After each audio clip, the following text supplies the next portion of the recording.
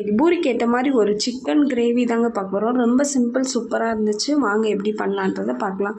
இதுக்கு தேவையான அளவு ஆயில் சேர்த்துக்கோங்க. பெருஞ்சீரகம், சோம்பு ரெண்டும் சேர்த்து 1 ஸ்பூன் சேர்த்துக்கோங்க.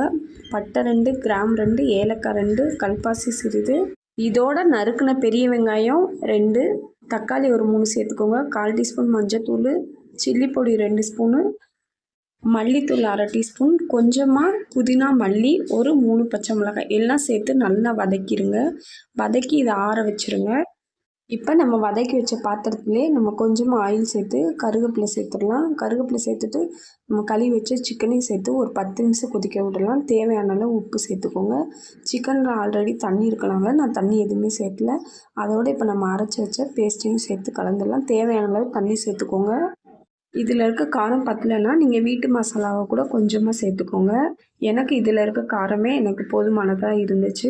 அவ்வளோதாங்க. ஒரு 10 நிமிஷம் கொதிக்க விட்டுட்டு கொத்தமல்லியை தூவி இறக்குனீங்கன்னா ஒரு சிக்கன் கிரேவி ரெடிங்க. சில பேருக்கு பிளேட்டில் வெங்காயம் இருந்தாவே பிடிக்காது. இந்த மாதிரி மிக்ஸ் பண்ணி அரைச்சிட்டிங்கன்னா நிச்சயமாக அவங்களுக்கு தெரியாது. ஸோ கண்டிப்பாக நீங்களும் ட்ரை பண்ணி பாருங்கள். தேங்க்யூ.